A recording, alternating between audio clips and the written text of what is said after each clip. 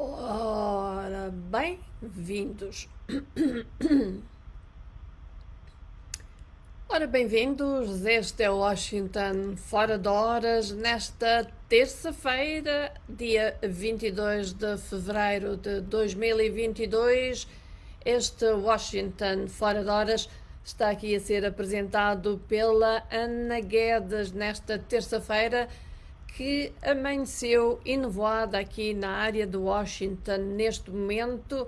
Aqui na área de Washington estão 10 graus positivos, contrariamente ao que aconteceu há uma semana, quando eu apresentei Washington Fora de Horas, que estavam negativos, creio que na altura -2. Ora, Washington vai ter hoje o dia enevoado e à tarde esperam-se aguaceiros, apesar da temperatura poder chegar aos 18 graus. Ora, quando chove, a temperatura aqui fica mais amena. Nós vamos então aqui para as nossas notícias e, como sabem, a atualidade no mundo é marcada pela situação na Ucrânia, que envolve a Rússia e envolve também o Ocidente, os Estados Unidos e os seus aliados. Ora, os Estados Unidos e a Grã-Bretanha dizem que vão anunciar sanções adicionais contra a Rússia hoje, com os aliados da União Europeia a prepararem as suas próprias medidas, isto na sequência da decisão do presidente russo Vladimir Putin de reconhecer as regiões ocupadas pela Rússia, as regiões de Donetsk e Luhansk, no leste da Ucrânia, como estados independentes. Ora, o reconhecimento foi feito ontem, segunda-feira, e hoje o presidente ucraniano Volodymyr Zelensky apelou a sanções imediatas, incluindo a suspensão do gasoduto Nord Stream 2, liderado pela Rússia, sem esperar por mais agressões por parte da Rússia. Durante semanas, os aliados norte-americanos e os europeus alertaram para as graves consequências para a Rússia se este país lançasse nova invasão da Ucrânia, possibilidade vista com crescente preocupação, uma vez que a Rússia tem cerca de 150 mil soldados, pelo menos, e equipamento militar ao longo da fronteira com a Ucrânia. Os tanques russos entraram, entretanto, na região de Donbass. Diplomatas e residentes ocidentais naquela região confirmaram essa entrada à Voz da América. Não é, todavia, claro se a presença de tanques russos constitui um movimento significativo por parte da Rússia ou, em vez disso, é um movimento das milícias apoiadas pela Rússia que existem nesta região de Donetsk. O presidente dos Estados Unidos, Joe Biden, emitiu ontem uma primeira série de sanções em resposta ao reconhecimento por Putin das regiões separatistas e também à sua ordem de destacar aquilo que chamou forças de manutenção de paz russas, exatamente para as duas regiões separatistas. Um alto funcionário da administração Biden não disse se ainda havia planos para o secretário de Estado americano Antony Blinken se encontrar com o seu homólogo russo Sergei Lavrov no final da semana, reunião destinada a definir o cenário para uma possível cimeira entre Biden e Putin, com os Estados Unidos a dizerem que ambos se baseavam em que a Rússia não invadiria a Ucrânia. Continuaremos a prosseguir a diplomacia até os tanques rolarem, disse este funcionário. Por outro lado, a porta-voz do Ministério dos Negócios Estrangeiros russo, Maria Zakharova, dizia hoje que o lado russo ainda estava pronto para as negociações. Blinken tem agendado a receber hoje o ministro dos Negócios Estrangeiros ucraniano Dmytro Kuleba para uma reunião em Washington, depois de ter conversado com ele por telefone para reafirmar o apoio inabalável dos Estados Unidos à Ucrânia, segundo declaração do Departamento de Estado. E já agora gostaríamos de saber o que é que os nossos amigos internautas pensam desta situação cada vez mais alarmante envolvendo a Rússia e a Ucrânia e também, por outro lado, a NATO.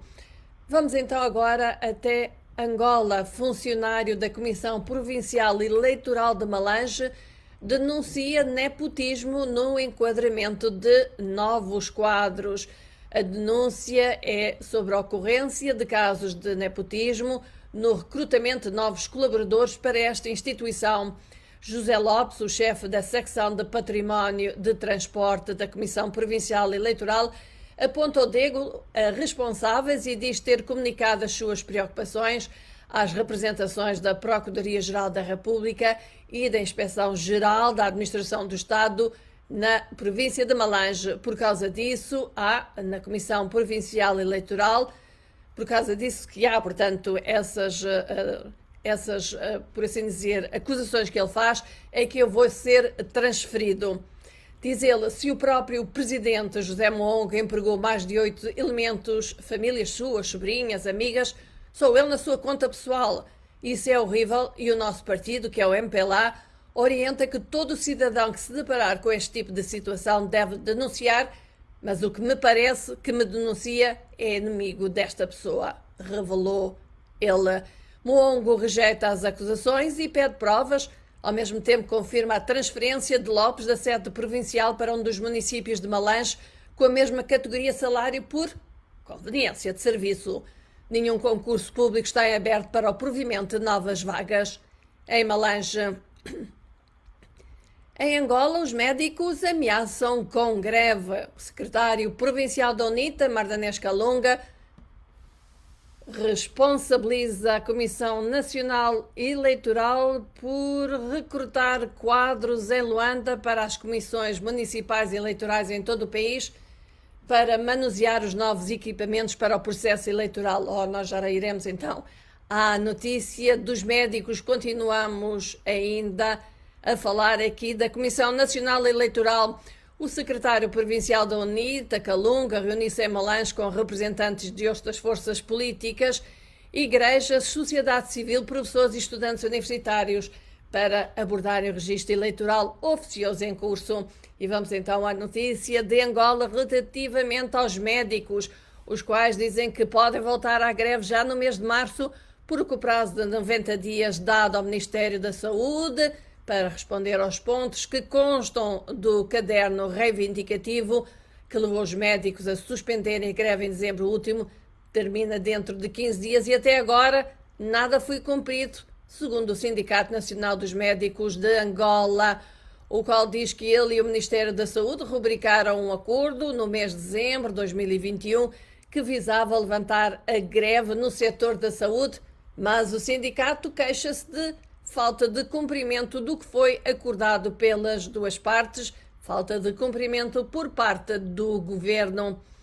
Ainda em Angola, falamos agora de economia e inflação deve cair este ano. A consultora Oxford Economics Africa estima que Angola vai ver a inflação reduzir de 25,8%, que restou em 2021, para 19,9% este ano, interrompendo a trajetória de subida dos preços, apesar da valorização do Kwanza. Numa nota sobre a atualização da previsão da inflação, a consultora indica que este ano haverá algum conforto para os consumidores no seguimento à decisão de outubro do governo de reduzir o IVA em alguns produtos essenciais de 14% para 7%, o que, para além da apreciação do Kwanza e dos preços alimentares globais mais suaves, vai ajudar a taxa de inflação a chegar ao final do ano com uma média de 19,9%, diz a consultora.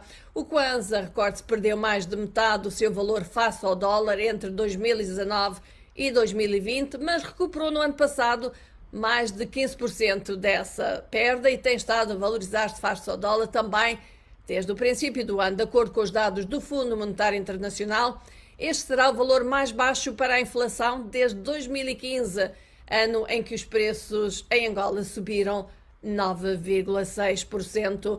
Já vamos aqui falar de Moçambique. Vamos ver, entretanto, quem temos connosco e o que é que nos dizem. A pergunta que eu vos pus sobre o que é que pensam da situação que se registra neste momento na Ucrânia, após o presidente russo ter declarado a independência de duas regiões separatistas ucranianas e ter dito também basicamente que a Ucrânia não existia, foi criada pela União Soviética. Gostaríamos de saber o que é que vocês pensam o que é que acham que Putin poderá fazer de seguida caso os Estados Unidos e a NATO não responderem de forma a agradar a Vladimir Putin relativamente às suas condições de segurança. Ora, temos connosco o Luís Joaquim Chisupa, ele está em Moçambique. Temos também o Jaime Rodrigues. Já agora, Jaime está a falar connosco de onde? Não sei exatamente o que é que o Jaime está a falar sobre aventuras do Rogério, mas talvez o Jaime nos possa esclarecer. Temos também connosco o Bento Adriano, diz que está no Lubito, Angola, e diz que o governo angolano está mais preocupado a corromper o eleitorado em vez de resolver os problemas dos professores e médicos quanto o petróleo está em alta.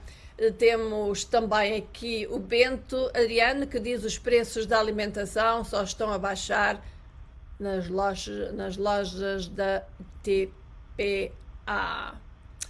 Ora, vamos então aqui continuar com notícias. Como disse, vou agora a Moçambique. Moçambique, cujo presidente do Conselho de Administração do Instituto Nacional de Petróleos afirmou hoje em Doha, no Catar, que as companhias petrolíferas da Europa, América e Ásia estão interessadas em saber se há ou não petróleo e gás natural em novas áreas abertas no âmbito do 6º concurso de pesquisa e prospecção de gás natural que foi lançado em novembro do ano passado em Moçambique.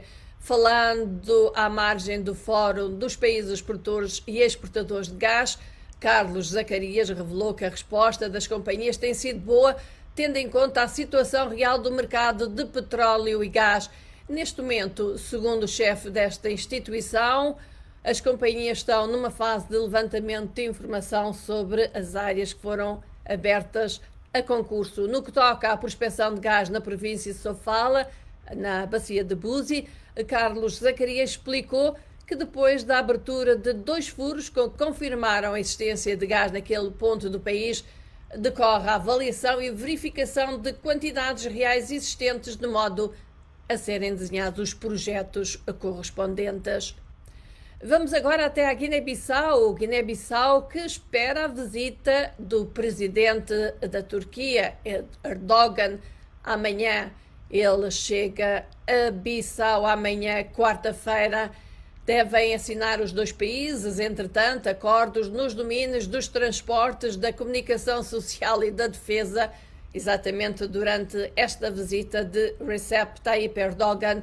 Depois da República Democrática do Congo e do Senegal, Erdogan chega à Guiné-Bissau para alimentar os negócios e contribuir para a abertura de novos mercados às empresas turcas que operam no setor agrícola e para aumentar também o volume de comércio neste domínio. Durante a sua visita à Guiné-Bissau, Erdogan vai entregar apoio a equipamentos e medicamentos ao Hospital Nacional Simão Mendes e vai prestar igualmente a sua solidariedade ao seu homólogo Embalou na sequência da tentativa falhada de golpe de Estado de 1 de fevereiro. A Turquia, através da sua agência de cooperação, tem desenvolvido na Guiné-Bissau várias ações nos setores da educação, saúde e agricultura. Segundo dados do governo turco, as exportações da Turquia para a Guiné-Bissau foram de 1,7 milhões de dólares em 2020 e aumentaram para 2,9 milhões de dólares no ano passado, portanto, 2020. O presidente turco tem procurado aumentar a sua influência em África através de muitos protocolos de cooperação e também no campo económico. Ele também tem procurado fechar o círculo em torno das escolas turcas ligadas ao seu inimigo público número 1, o clérigo radical que se encontra nos Estados Unidos, Fethullah Gulen, oferecendo ajuda em troca do encerramento daquelas escolas. Em Cabo Verde, aumenta o número de pessoas que pedem ajuda alimentar, de acordo com várias organizações não governamentais. Recentemente, o primeiro-ministro reconheceu que havia muitas pessoas que enfrentam insegurança alimentar, mas recusou que haja fome. O aumento acentuado dos preços dos bens alimentares e outros essenciais tem levado muitas famílias em situações difíceis, já que uma franja significativa está desempregada ou não possui capacidade financeira e poder de compra. Em face disso, várias pessoas têm procurado instituições de cariz social para pedir apoio, mas algumas, como o Banco Alimentar da Fundação Donana, vêem-se a braços com falta de determinados produtos alimentares para poder oferecer. A presidente Ana Opera Almada diz que o Banco Alimentar recebe ajuda de empresas privadas que disponibilizam produtos possíveis, mas neste momento tem faltado muita coisa. O economista António Batista descreve o quadro do país como muito difícil, tendo em conta as consequências da pandemia no tecido económico, agravado com a seca dos últimos anos, neste momento com o aumento da dívida pública para responder à luta contra a Covid e a redução da arrecadação de receitas fiscais. Este economista afirma que o governo fica com espaço muito apertado para realizar determinadas ações. Ora, este é Washington fora de horas. Convosco está Ana Guedes nesta terça-feira e nevoada aqui na área de Washington estão 10 graus positivos. Para a tarde esperam-se chuvas e também o aumento da temperatura, podendo chegar aos 17 graus.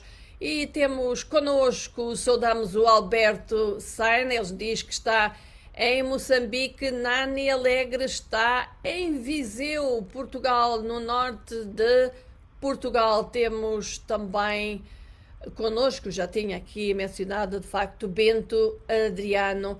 E não se esqueçam, nós estamos aqui de segunda a sexta-feira, 30 minutos com informação do mundo. Privilegiamos, claro, a África lusófona, mas não se esqueça, precisamos também da vossa participação, porque sem a vossa participação,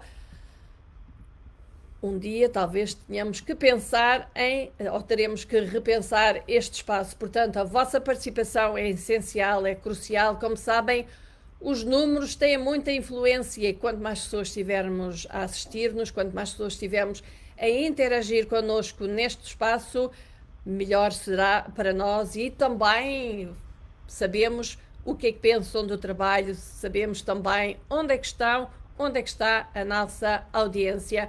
Portanto, vamos aqui continuar com notícias dizendo que a ONU advertiu hoje que as autoridades e os trabalhadores humanitários estão a correr contra o relógio para proteger as pessoas enquanto Madagascar se prepara para a sua quarta tempestade tropical em 4 semanas. O ciclone Emnati deverá aterrar no sul de Madagascar na noite desta terça-feira, apenas semanas depois da ilha ter sido chicoteada pelo ciclone Batsirai, foi a 5 de fevereiro, afetando cerca de 270 mil pessoas e reclamando 120 vidas.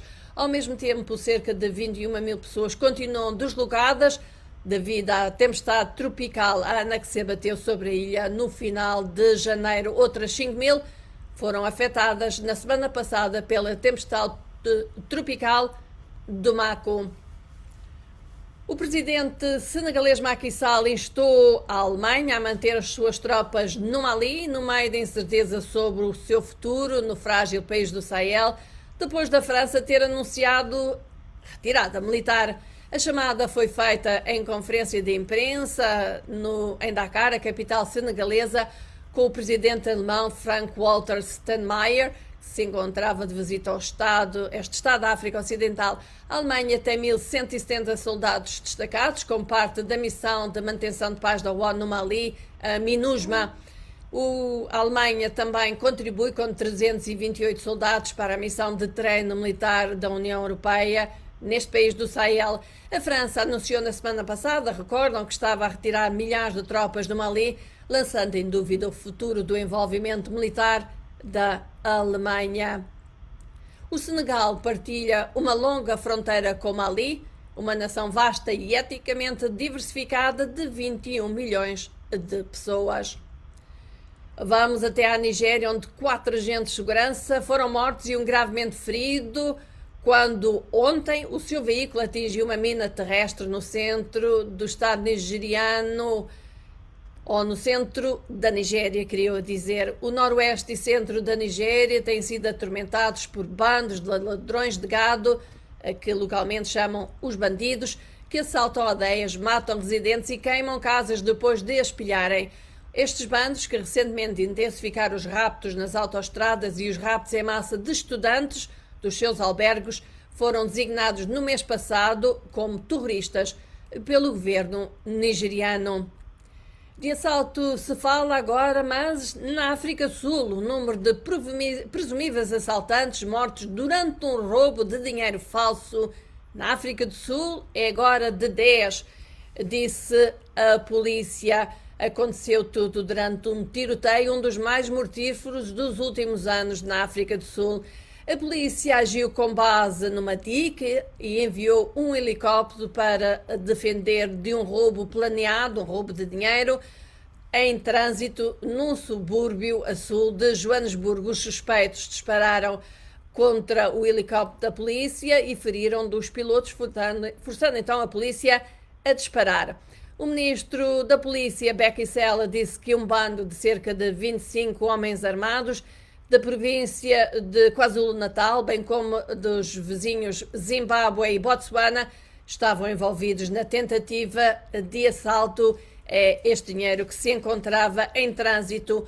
8 dos membros sobreviventes do bando foram presos e os restantes estão em fuga, segundo o ministro. Os assaltantes têm frequentemente como alvo veículos que transportam dinheiro na África do Sul, que se encontra a braços com o aumento do crime. A polícia informou na semana passada que 60 roubos com dinheiro em trânsito foram cometidos em outubro e dezembro de 2021, uma ligeira descida em relação ao mesmo período de 2020. Vamos então aqui até agora à República Centro-Africana, onde 4 soldados franceses que escoltavam um general das forças da ONU foram detidos ontem no aeroporto de Bangui, desencadeando imediatamente acusações de tentativa de assassinato contra o presidente da África Central em redes sociais descritas por Paris e pela ONU como manipulação grosseira de notícias. Numerosos relatos privados espalharam-se então com acusações em redes sociais contra os soldados franceses, afirmando em particular que tinham querido assassinar o presidente Faustin Archange Touadéra, mostrando muitas fotografias do seu alegado veículo e armas apreendidas durante a detenção.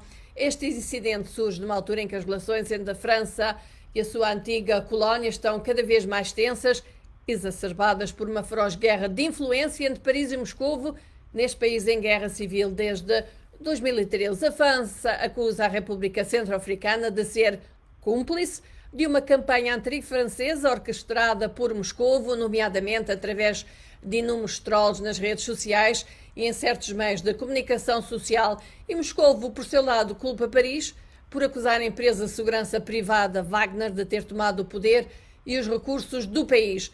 Em MINUSCA, a operação da ONU na República Centro-Africana tem cerca de 15 mil efetivos militares e policiais na República Centro-Africana, considerado um dos países mais pobres do mundo, que se encontra em plena guerra civil há quase 9 anos.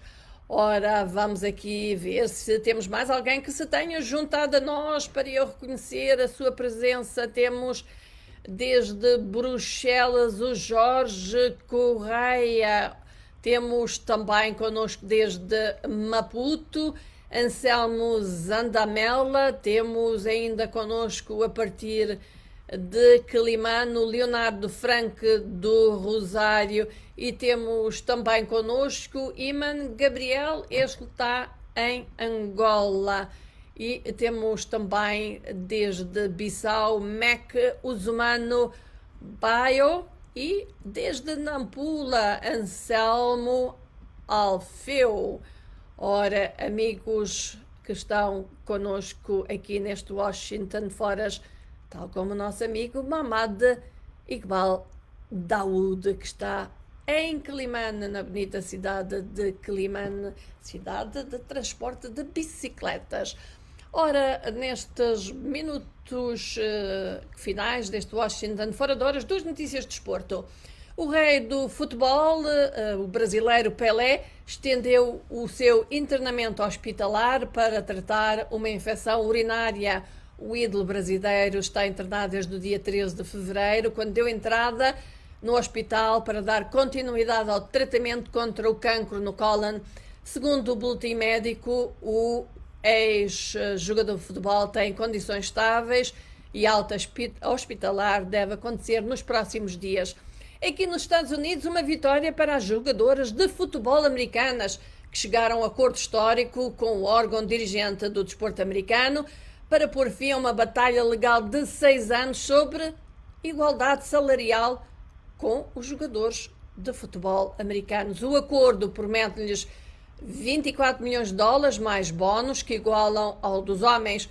A Federação Americana de Futebol e as mulheres anunciaram um acordo no qual as jogadoras vão dividir 22 milhões de dólares, cerca de um terço do que tinham pedido em indemnizações. A Federação Americana também concorda em estabelecer um fundo de 2 milhões de dólares para beneficiar as jogadoras nas suas carreiras pós-sociedade e nos seus esforços caritativos que visam o crescimento do desporto para as mulheres. O acordo foi uma vitória para as jogadoras que pediram aos fãs para gritarem pagamento igual quando conquistaram o seu segundo título consecutivo em França em 2019, e foi um sucesso também para a presidente da Federação de Futebol Americano para Mulheres, Cindy Cohn, uma ex-jogadora também, que se tornou chefe da Federação em março de 2020. Ela substituiu Carlos Cordeiro, o qual desistiu após a Federação ter feito um processo legal que alegava que as mulheres jogadoras de futebol tinham menos capacidade física e responsabilidade do que os seus homólogos masculinos. E vamos aqui recordar que hoje é 22 de fevereiro e neste mesmo dia, mas no ano 1967, o presidente indonésio Sukarno entrega toda a autoridade executiva ao ditador militar Haj Mohamed Suharto, permanecendo presidente apenas em título. Em 1967 ele assumiu plenos poderes e em 1968 foi eleito presidente. Reeleito a cada 5 anos até à sua renúncia forçada em 1998, Suharto estabilizou a sua nação e supervisionou progresso económico significativo. No entanto, foi criticado pelo seu governo repressivo e pela invasão de Timor-Leste pela Indonésia em 1975, que deixou cerca de 100 mil timorenses mortos por fome, doenças e guerras. Suharto morreu em 2008. E de referir que esta sexta-feira temos Saúde em Foco. Vamos falar de saúde mental infantil. Vamos prestar atenção, entre outros temas, ao bullying nas escolas. Teremos como convidada para responder às vossas questões a doutora Lídia Gouveia, a partir de Maputo. Inscreva-se pelo WhatsApp, +1 202 251 9466, se quiser enviar uma pergunta por escrito, em áudio ou em vídeo, para a doutora Lídia Gouveia, ou se quiser fazer a pergunta em direto. E o artigo mais lido no nosso site tem como título: Governo angolano reconhece pela primeira vez a existência de ofensiva armada em Cabinda. E é exatamente sobre Cabinda a nossa pergunta nas redes sociais. Acha que há forma, de uma vez por todas, de resolver esta situação latente de Cabinda? O que é melhor para Cabinda? Autonomia real, independência ou autodeterminação, ou de Cabinda ao Cunene, uma só nação? Algumas respostas. O Francisco Chimuco diz que Angola deveria ser uma federação e estava o problema resolvido por não se tratar de um caso isolado. O Miguel Dumbo, de Cabinda ao Cunene, uma só nação, o resto é fantasia, viva Angola. O João Alexandre Pausado diz: é muito normal o reconhecimento de ações militares naquela região, o que é preciso é prestar mais atenção. Cuidado com aquele corredor do leste dos dois Congos até a República Centro-Africana, porque lá em cima a situação está a ficar cada vez mais complicada. O resto são questões internas, mas prefiro a autonomia real. O Inácio Desnes António diz que Cabinda é Angola e sempre será. Quem quiser independência terá de lutar e vencer a luta. E o Gabriel Luemba diz que Cabinda não é Angola, por essa razão nós lutamos pela independência. E pronto, amigos, assim a Ana Guedes se vai despedir deste Washington Fora de Horas nesta terça-feira, 22 de fevereiro de 2022. Não se esqueça, nós estamos aqui todos os dias 30 minutos, ou seja, de segunda a sexta, quero eu dizer, não ao fim de semana, de segunda a sexta, estamos aqui 30 minutos com o Washington Fora de Horas e, como eu costumo dizer, a vossa participação, a vossa presença é importante para nós, é importante saber que temos alguém que está a ver e ouvir o nosso trabalho e também que nos diz o que é que acha do que está a passar nos vossos países, o que acha até do nosso trabalho. Portanto, é crucial a vossa participação e aqui fica este apelo com que se despede a Ana Guedes nesta terça-feira, enevoada aqui na área de Washington, prevê-se chuva para a tarde e aumento de temperatura. Então eu vou voltar para a semana, amanhã estará convosco o Amâncio Miguel. Até lá, fica bem, um abraço para todos, boa saúde e como sempre, bye bye.